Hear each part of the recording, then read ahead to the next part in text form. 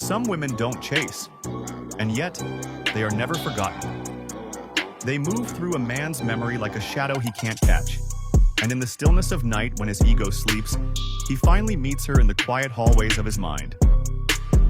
Because there are truths about the male psyche, dark, unspoken truths that he will never confess. Slow fade to imagery, a lone man staring at his phone in a darkened room. In every man lives an ego, fragile and restless. It builds walls of charm and armor of pride, and yet beneath it all lies a boy, still hunting for the mother he lost in childhood.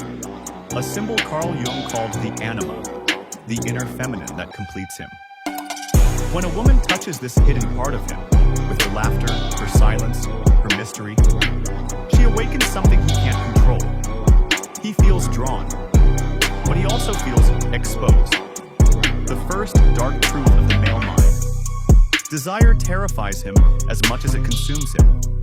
He will crave the woman who stirs his depths, but he will also run from her, as if the very act of wanting her reveals how empty his armor truly is.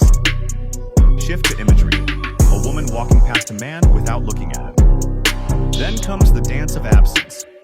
Men are often loud in the daylight, boasting, conquering, distracting themselves with the world. But their hearts break in silence. When the woman of mystery pulls away, a man enters the shadow work of his own soul, even if he doesn't know the words for it. In his chest, something ancient trembles. It is the second dark truth of the male mind. Rejection is not what haunts him.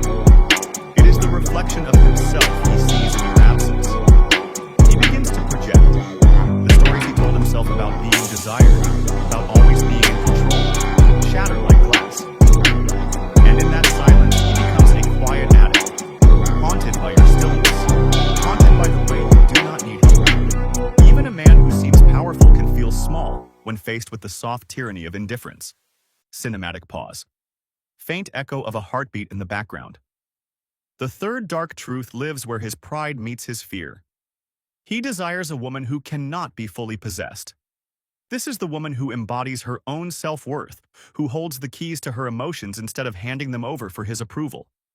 She lives by a law older than words, the law of the magnetic feminine, the woman who walks through the world as if she belongs to no one, not even to him. In her presence, he feels alive. In her absence, he feels the shadow of his own hunger.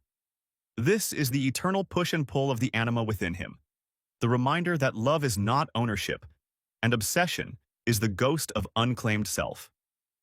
Visual. Woman, standing by a window, moonlight reflecting off her face. Man watching from the shadows, unseen. The empowered feminine does not chase. She does not beg. She does not fight for a seat in his crumbling kingdom of ego. She understands that real magnetism comes from detachment, from tending to her own inner world, from letting a man wrestle with the emptiness he tried to hide behind his armor. And in that silence, she becomes unforgettable. Not because she plays games, but because she mirrors to him the parts of himself he refuses to face.